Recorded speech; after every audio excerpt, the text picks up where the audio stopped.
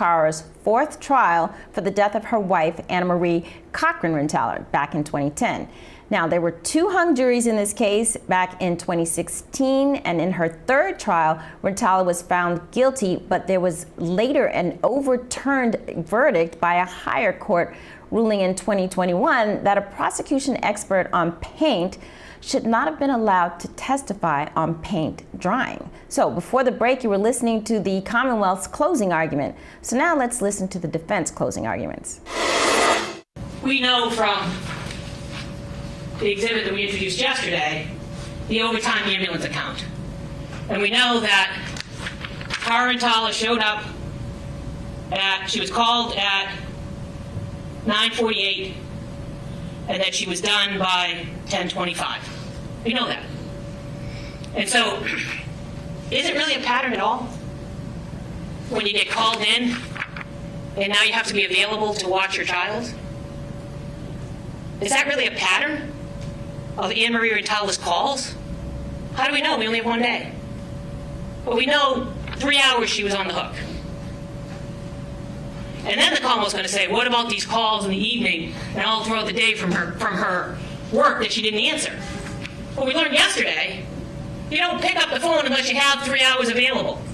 And if you're with your 2.5-year-old, almost 3-year-old, you can't pick up the phone because you don't have the 3 hours available. And if you don't pick up the phone, there's nothing that happens to you. But if you do and you refuse, it's a problem. So did Cara Rintala not pick up work calls when she was with Brianna? Absolutely. But the inference the Commonwealth wants you to draw is because she was killing her wife? Not even close. Now we get to the people that the Commonwealth knew about that they didn't investigate. First one is Cara Rintala, former girlfriend, $10,000 in debt. Says she was at the gym for 4 hours, but her ATM says she withdrew money somewhere else. We don't know if that's true or not true. We only know the police had that information and they didn't investigate it. That's what we know. And then we know the Commonwealth didn't call Cara Rintala in here for you to hear where she was that day. Their burden, they didn't call her. You can consider that when you consider reasonable doubt. But more than that, they ignore Mark Olasak. And what do we know about Mark Olasak? He's in love with Anna Marie Rintala, that's clear. Then he gives a statement where he says he gives her kisses on the side of the mouth. It's a weird thing to say. That's what he says. That they hug each other. That they go to the movies together. They go to dinner together. That they hid their relationships from their spouses together. But the thing about Mark Olasak that should have raised these red flags for the Commonwealth if they weren't having blinders on investigating this case, if they weren't influenced by that initial lie of domestic, how does it not raise a red flag when someone like Mark Olasak, within days of the crime, comes in to talk to you and lies? Says, where was I that day? Oh, went to physical therapy and then I was home the rest of the day. That's where I was home the rest of the day. That's a lie. Bold-faced lie. We know it's a lie because we have his debits from that day and we have his phone and we know it's a lie. So I guess where I am at that is, don't you as a detective, as a homicide detective, call him back in and say, hey, why'd you lie to us? Why'd you tell us you were home all day when you weren't? They don't do that in this case. Nobody even asks him why he lies. In fact, Detective Whitney said he was cooperative. And here's her version of cooperative. He comes in, he tells them a lie that he was home all day after physical therapy, and then he shows them screenshots of his phone. He shows them the communications that he has with Anna Marie Rintala that day. But you know, this is Exhibit 69. You know what's not there, ladies and gentlemen, on the last page? You know what he deleted when he was trying to show them that he didn't need to be a suspect? he deleted the 153 text.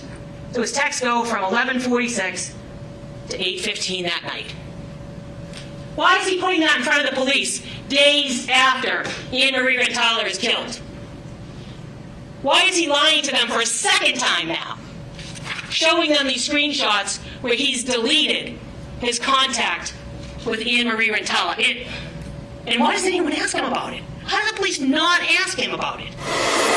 All right, I'm going to go to you, Krista. We were just listening to the defense closing there. And just to get our dates straight, 2010 is when this incident occurred.